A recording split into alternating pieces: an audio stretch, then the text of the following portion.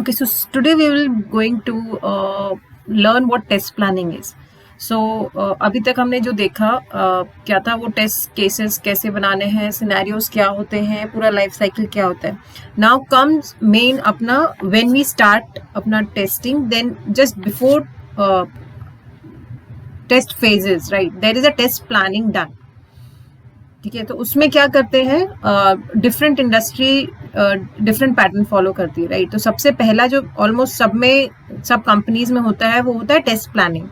अब test planning क्या होती है? टेस्ट प्लानिंग एक डॉक्यूमेंट है जो हमारे टेस्टिंग का प्रोसेस जो आगे होने वाला है उसको एक डॉक्यूमेंट बना के उसको एक्टिविटीज लिस्ट करती है उसमें. तो उसमें क्या क्या रहेगा? स्कोप रहता है, अप्रोचेस रहते हैं, रिसोर्सेज, शेड्यूल्ड, एंड उसमें और चीजें भी रहती हैं. These are the main thing.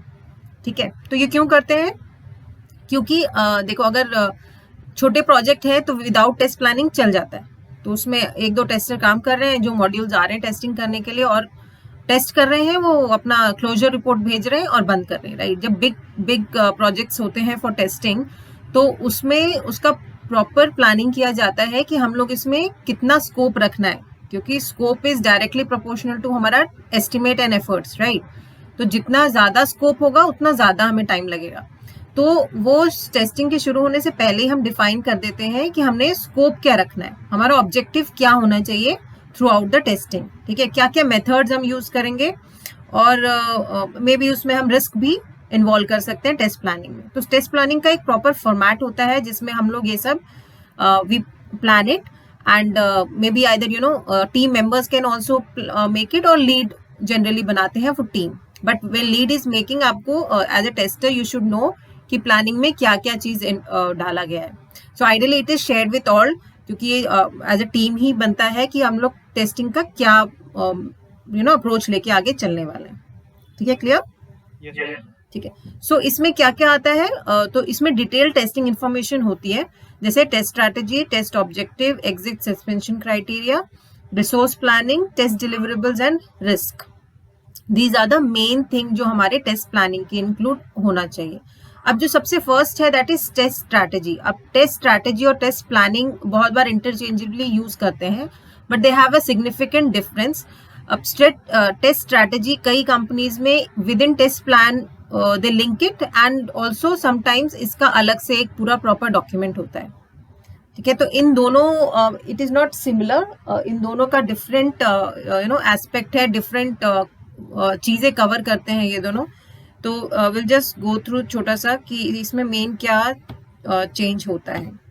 तो अगर आपके स्टार्टिंग में मैनेजर बोलता है कि just go through the test strategy and test plan of our project, तो वो आपको समझ में आनी चाहिए कि दोनों में क्या डिफरेंस है. तो सबसे पहले जैसे मैंने बोला, टेस्ट प्लान डॉक्यूमेंट क्या करता है? स्कोप और एक्टिविटीज. अब टेस्ट स्ट्रैटेजी क्या होती है? टेस्ट स्ट्रैटेजी होती है एक हायर लेवल पे थ्रू आउट द, सिर्फ अपना एक स्मॉल प्रोजेक्ट नहीं, थ्रू आउट द हमारा पूरा टेस्टिंग का स्कोप एज अ टीम. तो वो जो डॉक्यूमेंटेशन है, हम क्या प्रोसेस फॉलो करते हैं टेस्टिंग में, राइट. हम क्या गाइडलाइंस फॉलो करते हैं, हमारे पास क्या चेकलिस्ट है in general, not specific to project. तो अगर मेरा एक प्रोजेक्ट शुरू होता है, से मेरा सर्विस बेस्ड क्लाइंट है, ठीक है, उसने स्टार्टिंग में हमारे कंपनीज के साथ they do some contract negotiation. ठीक है, कि हम टेस्टिंग का प्रोजेक्ट आपको दे रहे हैं, तो एक डॉक्यूमेंट आपका जो भी कॉन्ट्रैक्ट में लिखा है, तो हमारी तरफ से एक जाता है टेस्ट स्ट्रैटेजी का. दैट इज एन ओवरऑल, मतलब सारे टेस्टिंग प्रोजेक्ट के ऊपर एक स्ट्रैटेजी का डॉक्यूमेंट बनता है, जिसमें हमारी कंपनी या हमारी जो टीम है वो लिस्ट डाउन करेगी कि अगर हमारे पास कोई प्रोजेक्ट आता है तो उसमें हम लोग क्या प्रोसेस फॉलो करेंगे. मतलब उसमें हमारा टेस्टिंग का क्या फ्लो रहेगा, जैसे हम यूनिट टेस्टिंग करेंगे, इंटीग्रेशन करेंगे, सिस्टम भी करेंगे, मतलब एंड टू एंड भी करेंगे, और वो प्रॉपर मेंशन रखेंगे. या तो हम इसमें इंक्लूड नहीं करेंगे कि हम यूएटी टेस्टिंग हमारे में इंक्लूडेड नहीं रहेगा. तो these all things will be added in test strategy. So इसका जो गोल होता है वो अपना जो प्रिंसिपल है, जो हमारे प्रोसेस है, हम लोग कौन सा टूल यूज करने वाले हैं हम थ्रू आउट टेस्टिंग, वो सब उसमें लॉन्ग टर्म बेसिस जो एक्शन प्लान होते हैं वो स्ट्रैटेजी में डिफाइंड होते हैं. ठीक है, this is an organization level, and multiple projects, जो सारे प्रोजेक्ट चल रहे होंगे सारे एक ही स्ट्रैटेजी फॉलो करेंगे. ये नहीं है कि मतलब मेरी कंपनी में अगर 3 प्रोजेक्ट चल रहे हैं तो एक में कोई दूसरा टूल यूज कर रहा है, मतलब अगर क्लाइंट स्पेसिफिक नहीं है तो हम स्ट्रैटेजी एक ही फॉलो करेंगे कि हमारा ये फ्लो है, हमारे ये प्रिंसिपल्स है, हमारे ये चेकलिस्ट है जो हर एक टेस्टिंग प्रोजेक्ट में दे हैव टू फॉलो, ठीक है। एंड ये हमारा वन टाइम बनता है ऑर्गेनाइजेशन लेवल पे, एंड कभी कभी चेंज होता है जब organization is going for some changes या अपने प्रोसेस में वो चेंज कर रही है, तब ये स्ट्रैटेजी चेंज होती है। तो ये मेनली यहाँ पे जॉट डाउन है सारा। And basically as I said कि डॉक्यूमेंटेशन क्या प्रोसेस होता है, इसमें भी स्कोप होता है। स्कोप इन द सेंस हमारा एप्लीकेशन के किस किस मतलब सिर्फ यूआई का स्कोप रहेगा या हमारे थर्ड पार्टी भी इन्वॉल्व होंगे, वो सारा स्कोप इसमें मेंशन होता है इन स्ट्रैटेजी, ठीक है। हाई टेस्ट मेथड स्ट्रैटेजी करते हैं, इट इज डिराइव्ड फ्रॉम हमारा जो बिजनेस रिक्वायरमेंट होता है हाई लेवल का, उस पे हम लोग ये बनाते हैं। And as written it can be a part of test plans, and in some cases एक इंडिविजुअल रिपोर्ट ही बनाते हैं हम लोग। तो ये high level of test strategy होता है। मोस्टली इसको हम लोग टेस्ट प्लान के अंदर एज ए लिंक डाल देते हैं, मतलब एक जनरल डॉक्यूमेंट बना दिया, और जब हम टेस्ट प्लान बना रहे हो तो टेस्ट प्लान के अंदर भी एक, क्योंकि टेस्ट प्लान में भी टीम को पता होना चाहिए कि हमारा ओवरऑल स्ट्रैटेजी क्या होना चाहिए, ठीक है। अब टेस्ट प्लान क्या होता है, अब स्ट्रैटेजी बन गया हमारा एक हायर लेवल और अपना ऑर्गेनाइजेशन लेवल पे कि हमारे कंपनी में टेस्टिंग का जो है ये फ्लो है, ये प्रोसेस है। इतने सारे हम लोग मैट्रिक्स बनाते हैं। मैट्रिक्स मतलब किसी भी चीज के नंबर्स कैप्चर करना, जैसे डिफेक्ट काउंट हो गया, इंडिविजुअल लेवल पे किसने डिफेक्ट किया, वो मैट्रिक्स होते हैं, ठीक है। तो कंपनी में आपका individual level as a QA वो भी कैप्चर होता है। तो हम टेस्ट स्ट्रैटेजी में कभी कभी वो भी डाल देते हैं कि हम लोग के ये बेसलाइन और वैल्यूज हैं जिसपे हमारा एक टेस्टर एक क्यूए क्वालिफाई करता है, एंड ऑल दैट थिंग। अब टेस्ट प्लान पे आते हैं।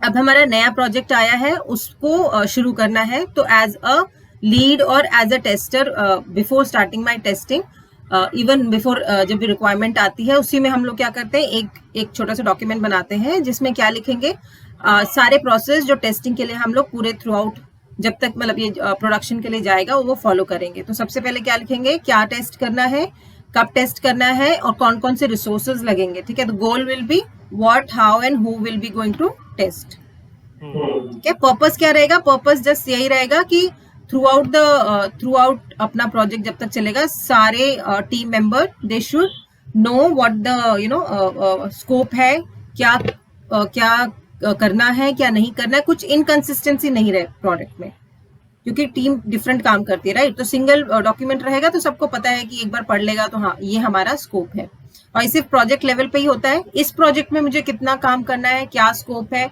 इस प्रोजेक्ट के लिए मुझे कितने रिसोर्स चाहिए एक पर्टिकुलर प्रोजेक्ट के लिए, और इसका स्कोप और अपना स्ट्रैटेजी का स्कोप डिफर कर सकता है, ठीक है।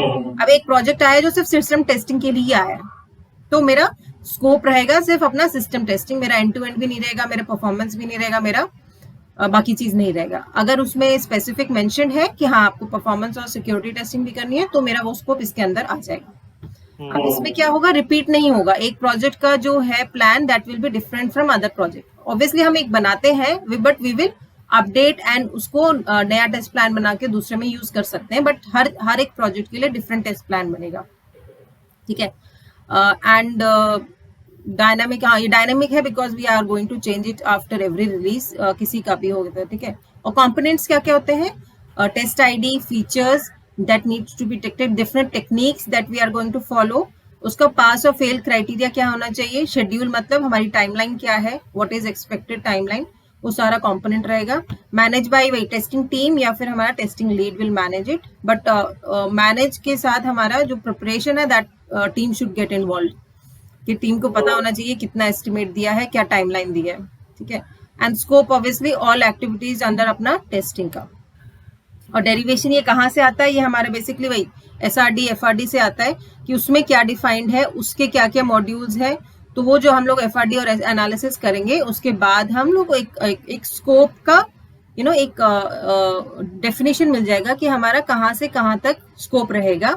अगर उसमें एज ए रिक्वायरमेंट में हमारा थर्ड पार्टी भी इन्वॉल्व है फॉर टेस्टिंग, तो हम यहाँ डेरिवेशन में जब स्कोप लिखेंगे तो वो थर्ड पार्टी के लिए भी लिखेंगे।